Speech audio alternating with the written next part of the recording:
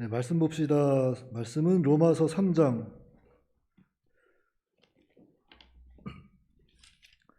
로마서 3장 9절부터 12절까지 말씀입니다.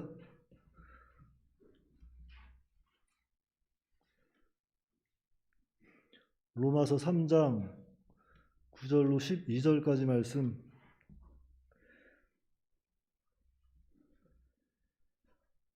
다 같이 한 목소리로 합독하겠습니다.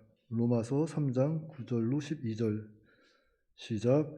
그러면 어떠하냐? 우리는 나으냐? 결코 아니라. 유대인이나 헬라인이나 다 죄 아래 있다고 우리가 이미 선언하였느니라. 기록된 바 의인은 없나니 하나도 없으며 깨닫는 자도 없고 하나님을 찾는 자도 없고 다 치우쳐 함께 무익하게 되고 선을 행하는 자도 없나니 하나도 없도다. 아멘. 자, 오늘 요 말씀의 핵심은 뭔 것 같아요? 네, 의인은 없나니 하나도 없다. 네, 의인은 없다. 헬라인이나 유대인이나 이방인이나 뭐 가릴 것 없이 의인은 한 사람도 없다는 것을 이렇게 말씀하고 있습니다. 자, 오늘은 로마서 배경에 대해서 좀 말씀을 전하려고 합니다. 이것은 무슨 성경을 깊이 논하는 건 아니고 오늘은 편안한 마음으로 그냥 들으시고 로마서는 어떠한 상황에서 어떠한 배경에서 기록이 되었구나, 그렇게 좀 가볍지 않으면서도 좀 편안하게 들으시고 여러분들이 잘 로마서를 읽을 때 이해를 잘 했으면 좋겠어요. 제가 왜 로마서 배경을 말씀드리냐면은 지난번에 이번 2분기 성경 읽기표 있죠. 필수 범위가 여호수아, 사사기, 룻기, 그리고 심화 범위가 로마서, 에베소서 이렇게 나와 있더라고 보니까. 근데 먼저 번에는 뭐 고린도 전후서 나와 있고 다른 게 나와 있더라고요. 그래서 제가 회장님한테 말씀을 드렸어요. 요청을 했죠. 지금 교리서가 겹치니까 교리서 중에서 로마서 하나만 택해서 보시라고. 왜냐면은 이 로마서, 여러분들 성경은 66권으로 되어 있죠. 구약이 39권, 신약이 27권으로 되어 있습니다. 그래가지고 총 66권으로 되어 있는데 오늘날 그 66권 중에서 우리에게 가장 큰 영향을 미친 성경이 있다면, 한 권을 뽑으라면 그것이 무엇일까요? 네, 맞습니다. 로마서입니다. 자, 이 로마서는 종교 개혁의 그 원동력이 돼요. 로마서. 또한 어거스틴이라는 참 유명한 사람을 변화시키는 그런 서신이 바로 이 로마서입니다. 그래서 이 로마서는 참으로 오늘 신약 시대에 참 큰 영향을 미쳤는데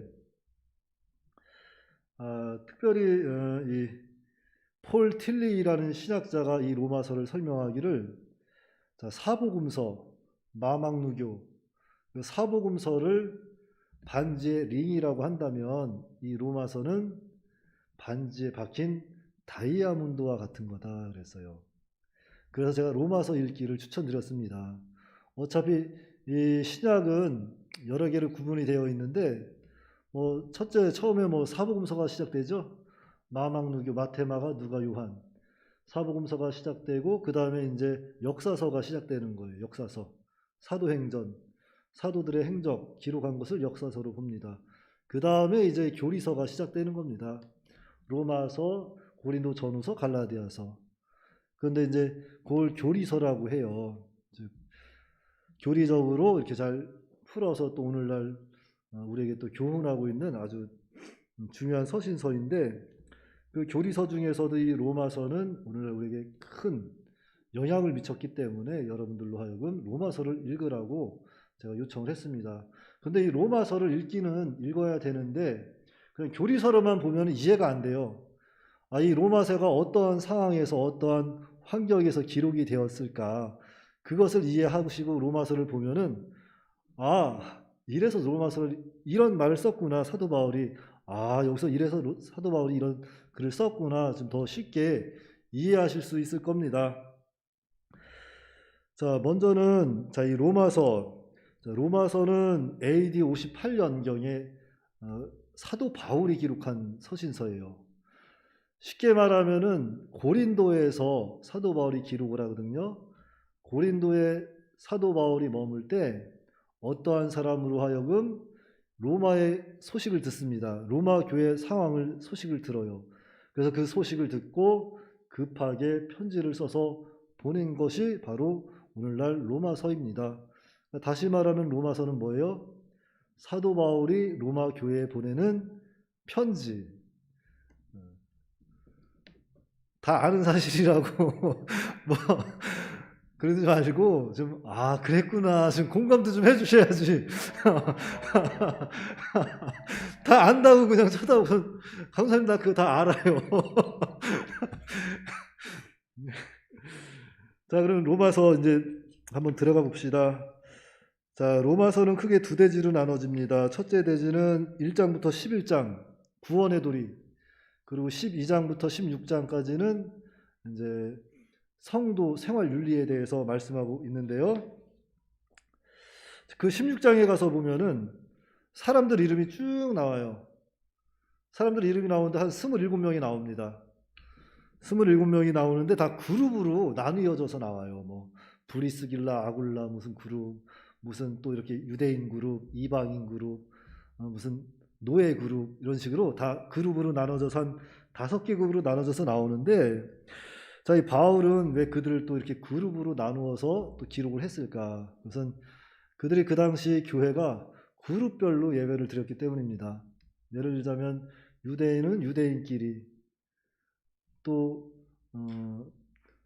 높은 사람은 높은 사람끼리, 낮은 사람은 낮은 사람끼리, 또 이렇게 이방인은 이방인끼리 해가지고 그룹별로 이렇게 나눠서 이렇게 서신서를 보냅니다. 그러면 이 그룹별로 예배로 드렸다고 하면은 그 사람들 그 상황이 어땠을까요? 그들끼리 사이가 너무너무 좋아서 유대인 그 그룹별로 드렸을까요? 아니면 사이가 좀 서먹서먹하고 너무 멀어져서 그룹별로 드렸을까요?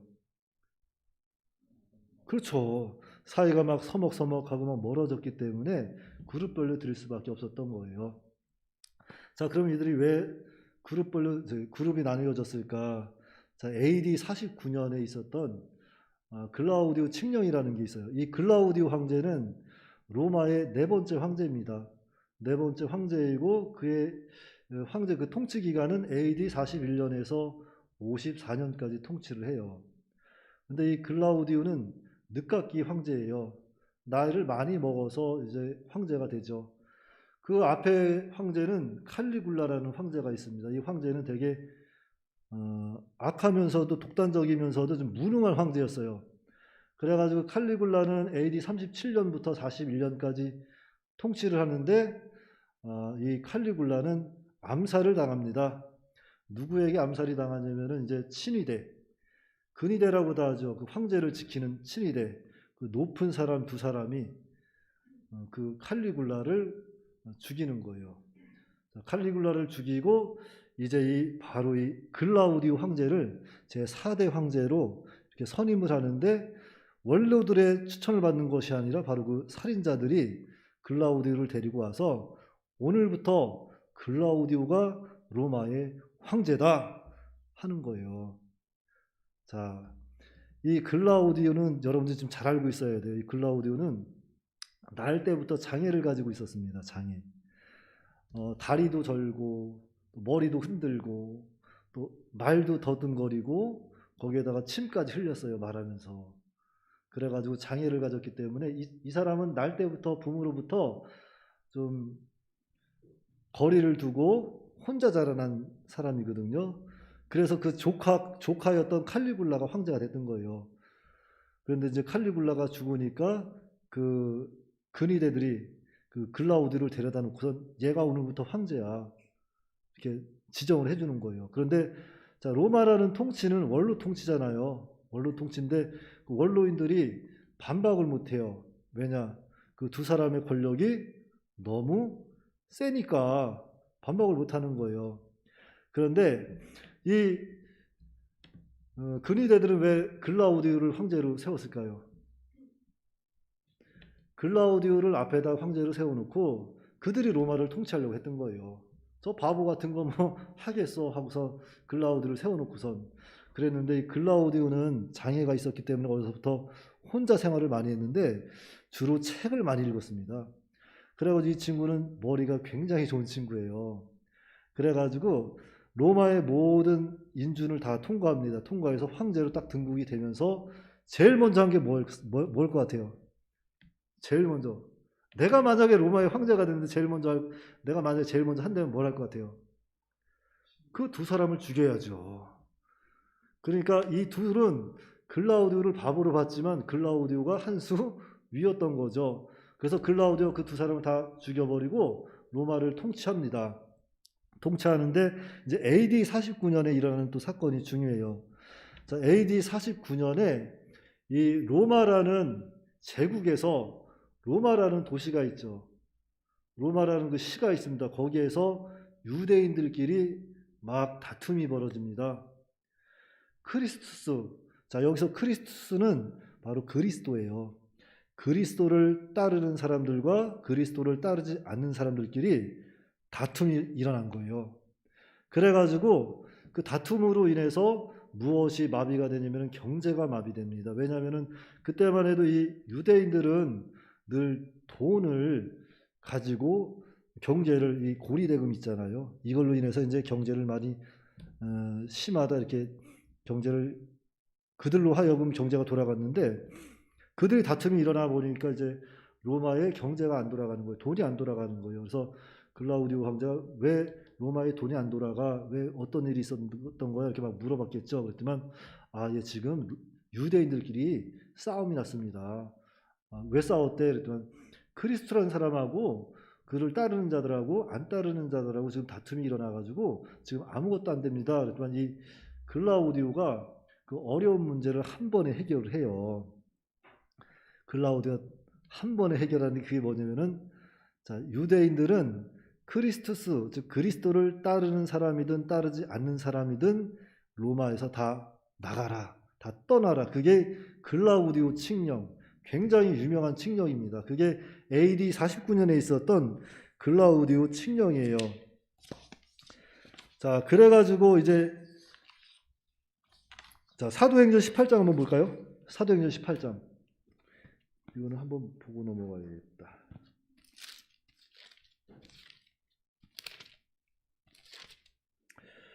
자, 사도행전 18장 2절 말씀입니다.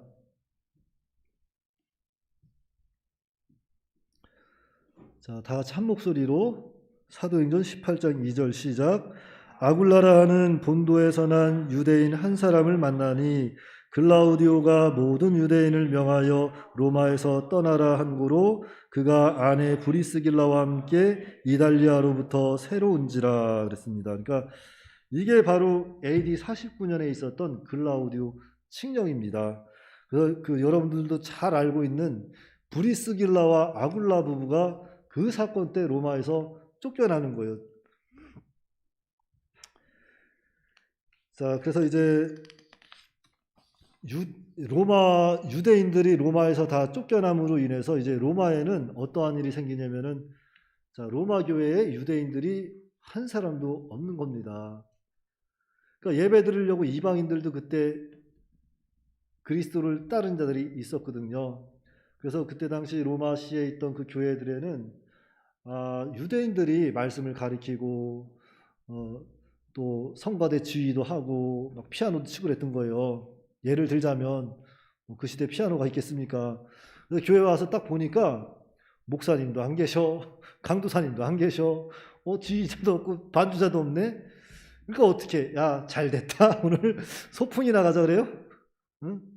예배를 드려야 될 거 아니에요. 그래서 이렇게 딱 봐가지고 일주가 말 잘하니까 일주가 너가 말씀 전하고 어디 보자. 마리가 피아노 잘 치니까 마리가 피아노 치고 뭐 이런 식으로 해서 예배가 되는 거예요. 그래가지고 야, 지금 저 글라우디오 저 바보가 지금 상황이 이러니까 그냥 잠깐 내보낸 거지 금방 돌아오게 할 거야 하고서 예배를 합니다. 자, 그래서 1년이 지나갔어요. 1년이 지나갔는데도 안 돌아옵니다. 자, 1년이라고 하면은 일주가 벌써 몇 번 설교한 거죠? 52번 한 거예요. 같은 설교를. 야, 이제 금방 돌아오겠지 하고서 2년이 지나갔어요. 3년이 지나갑니다. 자, 3년이면은 몇 번 한 거예요? 100번 이상을 한 거잖아요. 한 150번 한 거잖아요. 그러니까 3년 해버리니까 자기 옷이 돼버린 거예요. 자기 옷이. 그래가지고 설교도 잘하고 피아노 더 잘 치고 현지자매가 찬송도 막 그 오페라처럼 막 잘하고 그러니까 막 부흥이 되는 거예요. 교회에. 부흥이 되니까 사람들이 막 더 모일 거 아니에요. 그러면서 이제 로마 교회가 이제 부흥이 시작이 되는 거예요. 그러면서 이제 5년이 지나갑니다. 그때가 AD 54년이에요. 자, AD 54년에 이 글라우디오가 죽습니다.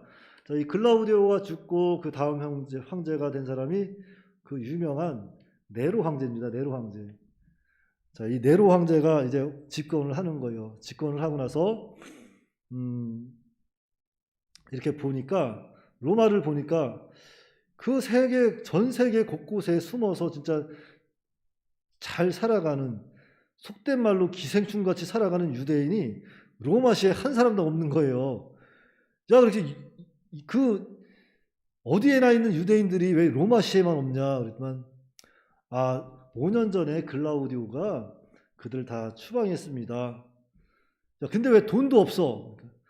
그들이 나갈 때 현금을 다 갖고 나갔습니다. 왜 쫓아보냈대? 물어보니까 싸워서. 야, 그게 말이 돼?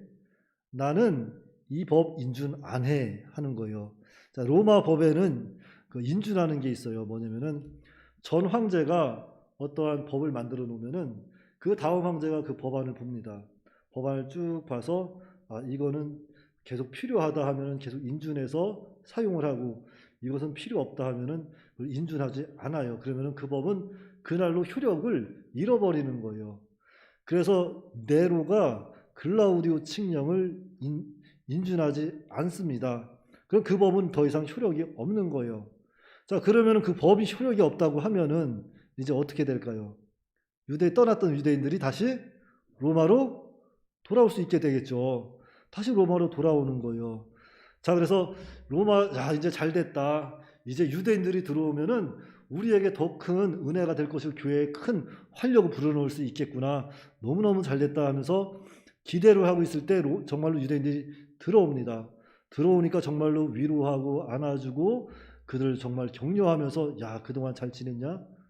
5년 만에 만났으니까 얼마나 좋아요. 만약에 일주일 안에 우리 성현이가 군대 갔다가 5년 만에 왔다고 해봐요. 휴가도 한 번도 안 나오고 그러면은 얼마나 반갑겠어요. 성현아 5년 아니니까 걱정하지 마.